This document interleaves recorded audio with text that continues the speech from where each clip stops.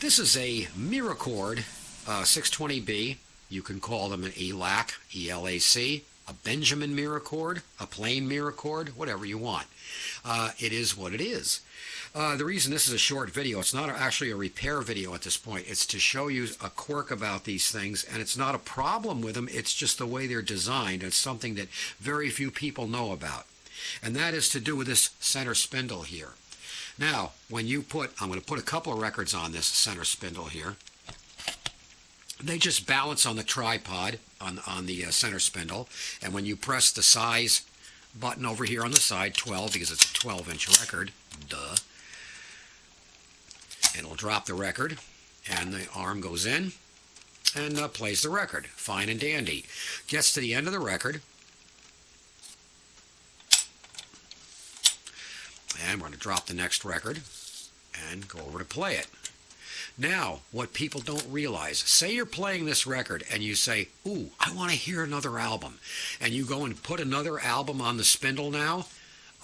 When it goes and rejects the current playing record, it's not going to play the next record on the spindle. I don't care if you put 10 more on there, it's not going to play it. You're going to have to start the process over again. Reason being, this is a double action spindle here. The pressure of the top part of these little inner fingers, not these big outer fingers, but the inner fingers that expand when it's changing records to keep the stack from dropping down. When there's no pressure on those from a record above, it sets it up for the next cycle to shut off, no matter if you put more records on it or not. And people don't realize that. And so if when you're have the last record's on the platter, there's nothing you can do than finish its cycle and start all over again. Now, what we're going to do here is I'm going to show you the other purpose of this video, and that's the evil little 45 adapter here.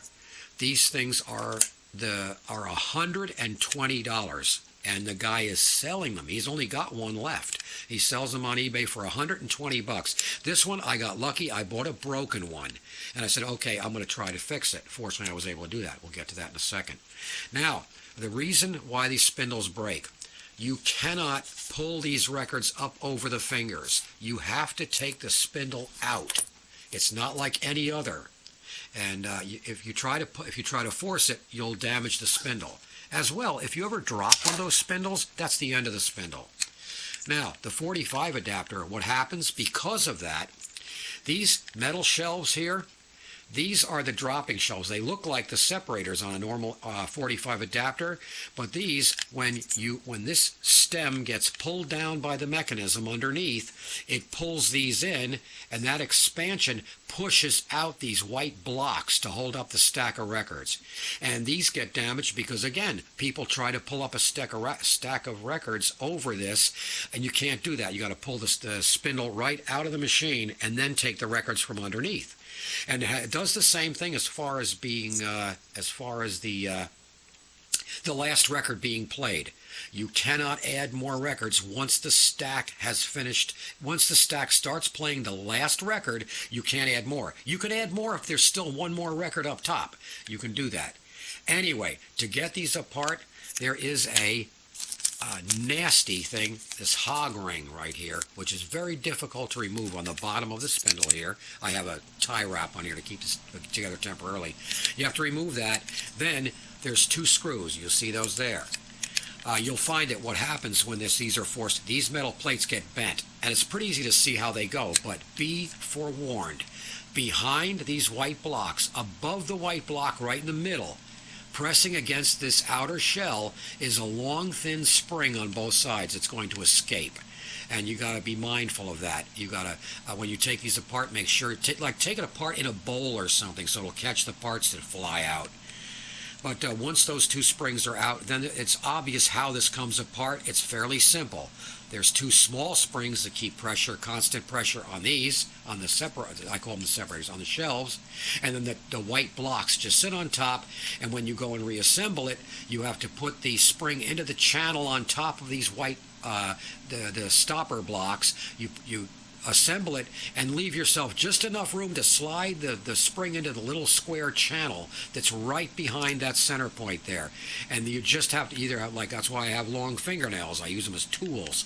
And I catch the end of the spring under my fingernail and just get it right to the edge and pop it up in there. You'll probably have to try it 5 to 10 times before you get it right.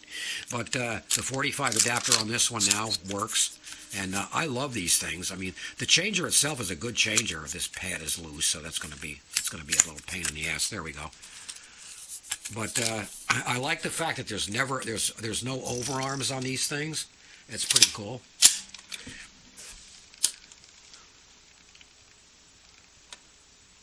Oh, good. It didn't drop the record. Oops. I must have had a warp record on there. Okay. I'll try that again. Come on. I think I know why it's doing this. Matter of fact, I know why it's doing it. It's the damn pad is warped. All right, hang on a minute. I know why it's doing this. I know why it's doing this. Yes, I do. It's because, I know why it's doing it. It's because that bread tie I put on here to keep the thing together is keeping it from seating down all the way into the bottom of the changer. This is live TV, folks. Let's try it one more time. I want to show that this thing works. All right, push the 7. Let's try it again. There we go. What a dipshit. But being a reliable changer, boy, they are very reliable. The anti-skating works flawlessly. The lifting, the cueing works flawlessly. These things are a very, very good changer. This thing just needs a little bit of cleanup. And it's got a nice plug-in cartridge head shell, and you won't hear it because I don't have a magnetic amp hooked up. The amp that this goes in is one of those suitcase portables, distributed by Harman Kardon, but made in Germany. But anyway, now we can go to, and also you can push the stop button here, and what it'll do is it'll shut off without dropping a record, which is a neat feature. That way the next time you go to play it, you can take off where you left off. And that's a nice feature too. So anyway, that's a brief, well, not so brief anymore, look at the Elac Benjamin Miracord Record, whatever you want to call it. This is the Model 620B. That's it.